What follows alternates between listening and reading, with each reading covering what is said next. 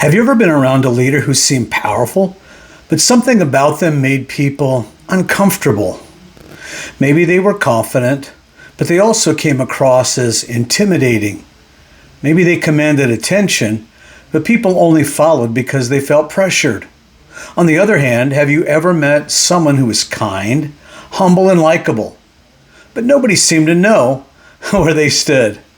Nobody knew if they were leading or simply hoping people would follow. Here's the reality. Arrogance pushes people away. Weakness confuses them. Leadership presence lives in the middle. And that's what we're talking about today, because one of the greatest leadership challenges is learning how to carry authority without becoming arrogant. If you're a pastor, business owner, coach, speaker, or leader of any kind, this balance can determine whether people trust you, follow you, and believe in your message. Welcome to The Leader's Voice. I'm John Torres, and today we're discussing the leadership balance most people miss: authority without arrogance. Let's dive in. Let's talk about the psychology of presence. Before people evaluate your ideas, they evaluate your presence. Think about that.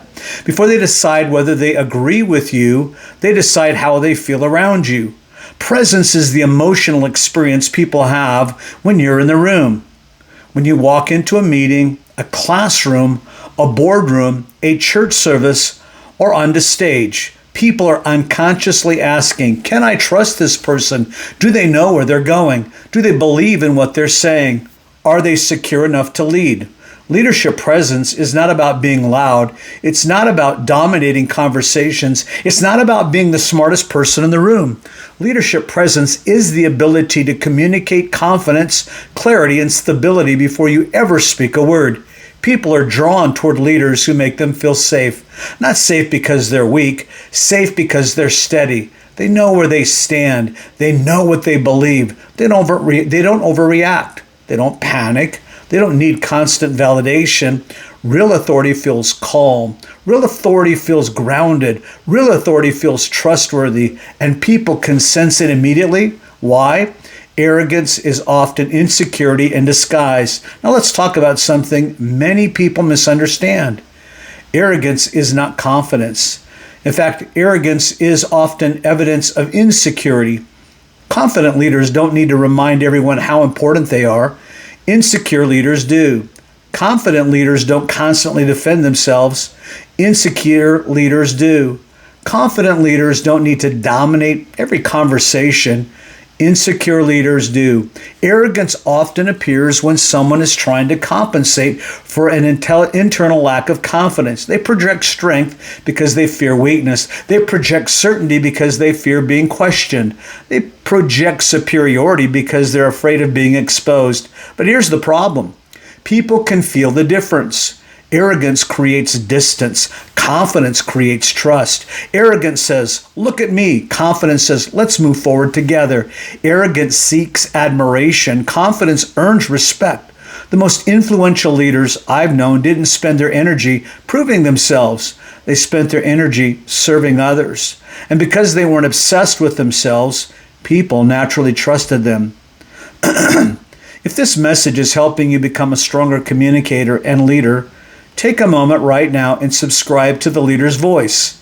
Every week, I share practical leadership communication insights to help pastors, speakers, business owners, coaches, and leaders communicate with greater clarity, confidence, and influence.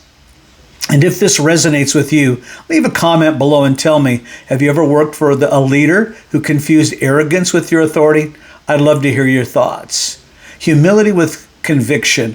One of the greatest myths in leadership is that humility means weakness. It doesn't. Humility is not thinking less of yourself. Humility is thinking of yourself less. Humble leaders know who they are. They know what they believe. They know their strengths. They know their limitations. And they don't feel threatened by either. Humility allows you to remain teachable. Conviction allows you to remain decisive. Great leaders possess both. Without humility, conviction becomes arrogance. Without conviction, humility becomes passivity. The strongest leaders I've observed have no problem admitting mistakes. They don't pretend to know everything. They ask questions. They listen. They learn. But once they've gathered the information they need, they make decisions. That's humility with conviction, and people respect it because followers aren't looking for perfection. They're looking for clarity. They're looking for consistency. They're looking for confidence rooted in character. The difference between commanding attention and demanding it. This distinction changed my understanding of leadership. There is a massive difference between commanding attention and demanding attention. Demanding attention relies on force. Commanding attention relies on presence. Demanding attention says, you better listen to me. Commanding attention makes people want to listen. Demanding attention depends on volume. Commanding attention depends on value. Demanding attention depends on titles. Commanding attention depends on trust. The strongest leaders don't need to be reminded, don't need to remind everyone they're in charge. Their character already communicates it. Their consistency communicates it.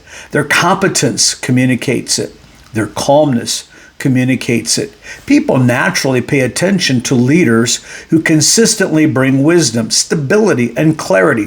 Think about the leaders you admire the most. Chances are they weren't the loudest. They weren't the most aggressive. They weren't constantly seeking attention.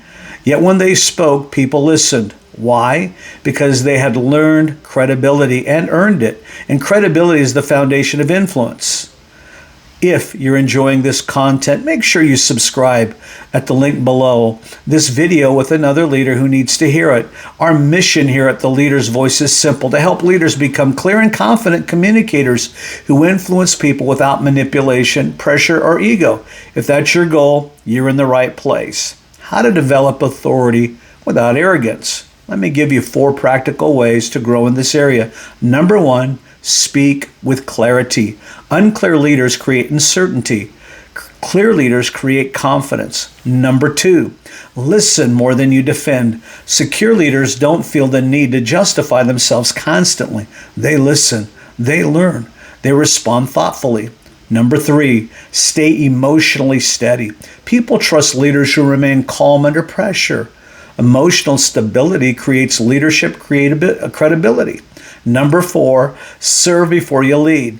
The most trusted leaders are servants first. When people know you genuinely care about them, they become far more willing to follow your leadership. Authority grows when your trust grows, and trust grows when people know you're for them.